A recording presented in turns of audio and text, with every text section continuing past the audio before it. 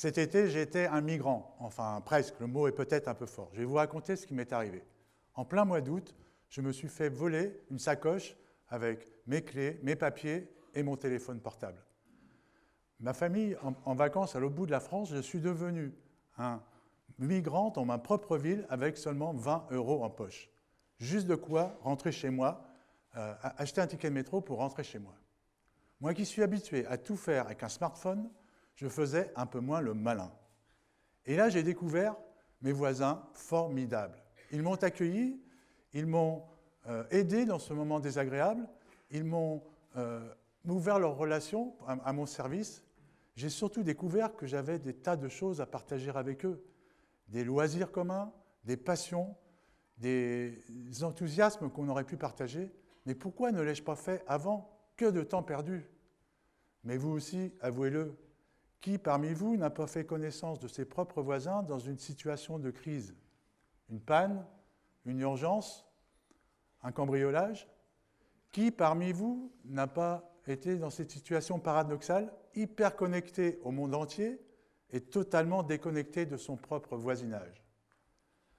D'ailleurs, 70% des citadins reconnaissent avoir souffert de la solitude et de l'isolement urbain. J'en suis vraiment convaincu. Plus le monde devient digital, plus le retour au local est nécessaire. D'ailleurs, vous allez rire, même Facebook, qui connecte chaque jour des centaines de millions d'utilisateurs de manière virtuelle, est en train de reconstruire son propre campus pour favoriser le contact de ses collaborateurs dans la vraie vie. C'est dingue. Mais j'ai une bonne nouvelle. Pour échapper à ce monde digital chaotique, la ville va devenir plus inclusive et plus solidaire. En effet, la ville se reconstruit autour de 3 attentes prioritaires des citadins d'aujourd'hui. La première, c'est le tous ensemble. Le tous ensemble, c'est la consommation collaborative. Alors vous allez me dire, c'est quoi la consommation collaborative? C'est échanger des biens et des services, c'est partager des lieux de vie ou des équipements, c'est Airbnb pour les logements, c'est Blablacar pour vos voitures. Moi, ma préférée s'appelle les petites cantines. Elle propose de se mettre à table avec ses voisins. En fait, le moment du repas devient un formidable argument pour échanger avec des habitants d'âge et de provenance totalement différentes. Vous connaissez aussi, beaucoup d'entre vous, Lulu dans ma rue, qui est une belle initiative qui réinvente les services de proximité à Paris. De ce partage naît une convivialité qui est le bénéfice qui revient régulièrement chez les adeptes de ce type de consommation collaborative. C'est moins cher et c'est vraiment cool. La deuxième attente de nos citoyens d'aujourd'hui, c'est un besoin de réenchantement. Réenchanter son quotidien, c'est prendre du recul par rapport à ce quotidien, c'est sortir du cadre. La nature en ville s'inscrit tout à fait dans cette attente.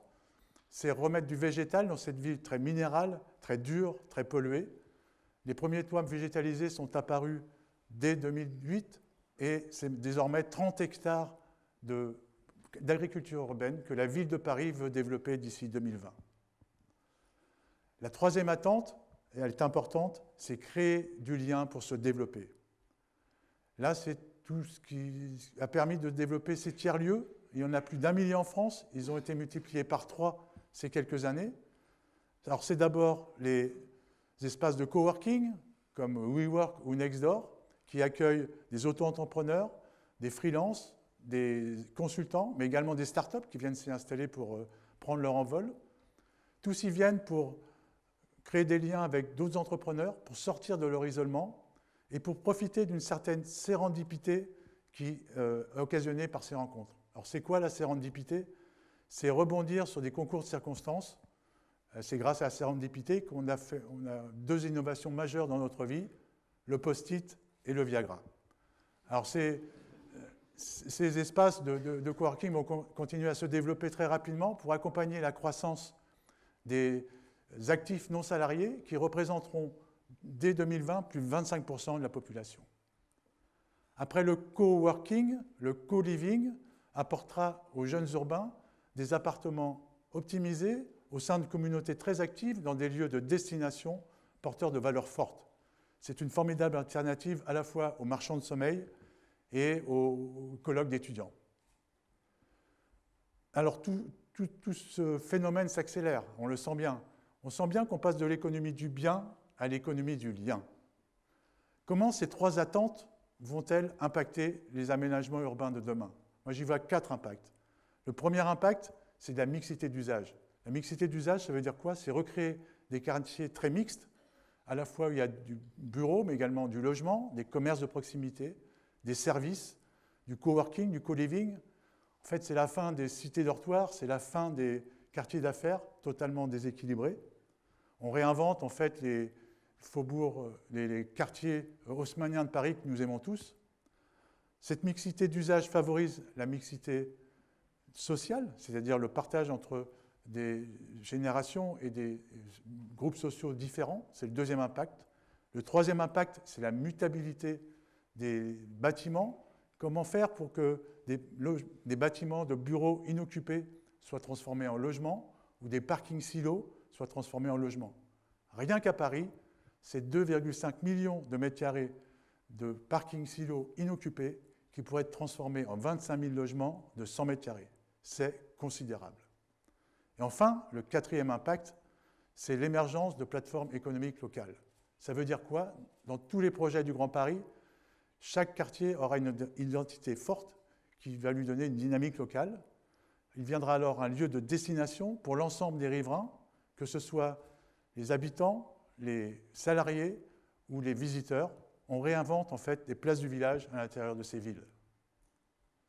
Je vous le promets, vous allez aimer cette ville qui arrive parce qu'elle vous permettra de vous développer.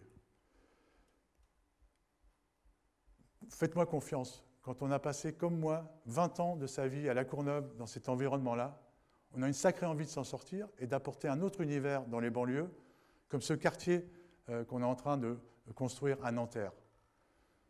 Vous aussi, je suis devenu un activiste de la ville parce que je crois qu'elle peut être désirable. Vous aussi, vous allez désirer cette ville parce qu'elle vous permettra de retrouver un ancrage local pour vous sortir de l'isolement du digital. Vous aussi, vous allez désirer cette ville car elle permettra d'être le lieu de vos rencontres et de vos aventures humaines.